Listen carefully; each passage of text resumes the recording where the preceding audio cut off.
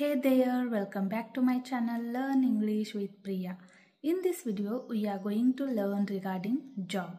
If you want to join job in any department, you need to learn these words as well as sentences. So without any delay, let's get started. First one is vacancy. Vacancy म्हणजे रिक्त जागा. Vacancy ಅಂದರೆ ಖಾಲಿ ಹುದ್ದೆ. Example, the hospital does not have any vacancies. रुग्णालयात कोणतीही जागा रिक्त नाही. ಆಸ್ಪತ್ರೆಯಲ್ಲಿ ಯಾವುದೇ ಖಾಲಿ ಹುದ್ದೆಗಳಿಲ್ಲ. Second one is interview. Interview म्हणजे ಮುಲಾಖತ್. Interview ಎಂದರೆ ಮುಖಾಮುಖಿ ಅಥವಾ ಸಂದರ್ಶನ. Example, I have a job interview, so I will go to Pune. माझी नोकरीची मुलाखत आहे, म्हणून मी पुण्याला जाणार आहे. ನನಗೆ ಕೆಲಸದ ಸಂದರ್ಶನವಿದೆ, ಆದ್ದರಿಂದ ನಾನು ಪುಣೆಗೆ ಹೋಗುತ್ತೇನೆ. Next one is vacation. Vacation म्हणजे ಸುಟ್ಟಿ. ವೆಕೇಷನ್ ಎಂದರೆ ರಜೆ ಅಥವಾ ವಿರಾಮ. Example, We have a 1 week vacation in March. आमच्याकडे मार्चमध्ये 1 आठवड्याची सुट्टी आहे. ಮಾರ್ಚ್ನಲ್ಲಿ ನಮಗೆ 1 ವಾರ ರಜೆ ಇದೆ. ಎಂಪ್ಲಾಯಿ. ಎಂಪ್ಲಾಯಿ म्हणजे कर्मचारी. ಎಂಪ್ಲಾಯಿ ಎಂದರೆ ಉದ್ಯೋಗಿ. For example, he is employee of this company. तो या ಕಂಪನಿचा कर्मचारी आहे. ಅವನು ಈ ಕಂಪನಿಯ ಉದ್ಯೋಗಿ. Next word is hiring. Hiring म्हणजे कामावर घेणे. हायरिंग ಎಂದರೆ ನೇಮಕ. एक्झाम्पल, आय एम हायर्ड म्हणजे मला कामावर घेतले.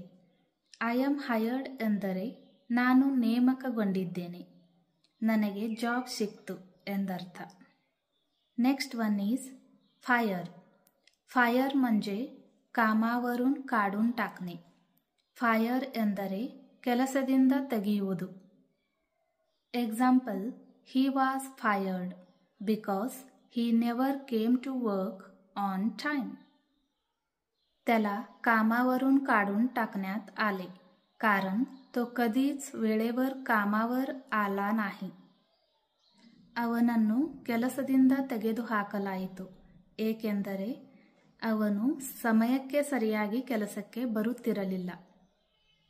Promotion means higher position. Promotion म्हणजे वाढ किंवा जाहिरात. प्रमोशन ಎಂದರೆ ಪದೋನ್ನತಿ. Example, he deserves the promotion of his job. तो त्याचा नोकरीच्या ಪದೋನ್ನತಿಸ್ ಪಾತ್ರ आहे. ಅವನು ತನ್ನ ಕೆಲಸದ ಪದೋನ್ನತಿಗೆ ಅರ್ಹನಿದ್ದಾನೆ. ಡಿಮೋಷನ್ म्हणजे ಪದಾವನತಿ. ಡಿಮೋಷನ್ ಎಂದರೆ ಪದಚ್ಯುತಿ ಅಥವಾ ಹಿಂಬಡತಿ. Example, the demotion was a wake-up call for the workers. पदावंती हा कामगारांसाठी वेकअप कॉल होता. ಪದಚ್ಯುತಿಯು ಕೆಲಸಗಾರರಿಗೆ ಎಚ್ಚರಿಕೆಯ ಗಂಟೆಯಾಗಿತ್ತು. Raise means increment. ರೇಸ್ म्हणजे ವಾಡವಣೆ. ರೇಸ್ ಎಂದರೆ ಹೆಚ್ಚಿಸಿ. Example, good news, I got a raise म्हणजे माझा पेमेंट वाढलेली आहे. Good news, I got a raise ಎಂದರೆ ನನಗೆ ಪೇಮೆಂಟ್ ಹೆಚ್ಚಿಗೆ ಸಿಕ್ತು ಅಥವಾ ನನಗೆ ಇನ್ಕ್ರಿಮೆಂಟ್ ಆಯಿತು ಅಂದರ್ಥ. ಕಾಲೀಗ್ಸ್ म्हणजे ಸಹಕಾರಿ. ಕಾಲೀಗ್ಸ್ ಎಂದರೆ ಸಹೋದ್ಯೋಗಿಗಳು. Example, she is my ಕಾಲೀಗ್.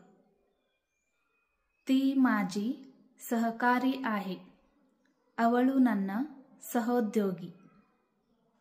ಕೋವರ್ಕರ್ म्हणजे सहकारी.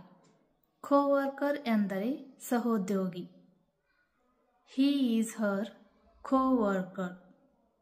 तो तिचा सहकारी आहे. ಅವನು ಅವಳ ಸಹೋದ್ಯೋಗಿ. Same meaning, colleague and co-worker, but there is a little difference. So let's see difference between colleague and co-worker. Colleagues work each other on similar project and in the same profession. Co-workers work for the same company but don't necessarily work on the same project or even in the same department. Counterpart means same job but different area, village or city. Counterpart म्हणजे समकक्ष. Counterpart ಎಂದರೆ ಪ್ರತಿರೂಪ. Example, I am talking on a call with my counterpart. मी माझ्या ಸಮಕಕ್ಷಾಶಿ कॉलवर बोलत आहे. ನಾನು ನನ್ನ ಸಹವರ್ತಿಯೊಂದಿಗೆ ಕರೆಯಲ್ಲಿ ಮಾತನಾಡುತ್ತಿದ್ದೇನೆ. Peer means a person who is of the same age or position in society as you. Peer म्हणजे समवयस्क. Example, he is her peer. तो तिचा समवयस्क आहे. He is her peer ಎಂದರೆ ಅವನು ಅವಳ ಗೆಳೆಯ ಎಂದರ್ಥ. Subordinate म्हणजे हाताखालचा माणूस. Subordinate ಎಂದರೆ ಕೆಲಸದವರು. Commute means up and down. Commute म्हणजे जाणे येणे. Commute ಎಂದರೆ ಪ್ರಯಾಣ. Example, I commute to work every day by scooty. मी रोज स्कूटीने कामावर जाते. ನಾನು ಪ್ರತಿದಿನ ಸ್ಕೂಟಿ ಮೇಲೆ ಕೆಲಸಕ್ಕೆ ಹೋಗುತ್ತೇನೆ. Pay slip means payment slip. Now let's see one by one sentences. I work remotely means work from home. घरी बसून काम. ಮನೆಯಲ್ಲೇ ಕೂತು ಕೆಲಸ. लता works night shift. लता रात्रीच्या शिफ्टमध्ये काम करते. लता ರಾತ್ರಿ ಪಾಳಿಯಲ್ಲಿ ಕೆಲಸ ಮಾಡುತ್ತಾಳೆ.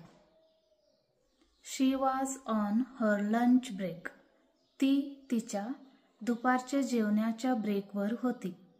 ಅವಳು ಊಟದ ವಿರಾಮದಲ್ಲಿ ಇದ್ದಳು.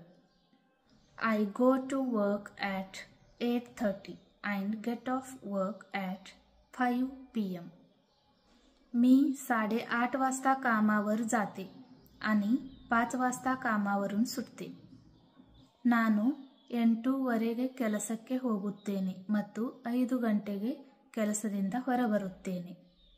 So guys, I hope you got this video useful. Please hit the like button and share more to your friends who all are in learning phase.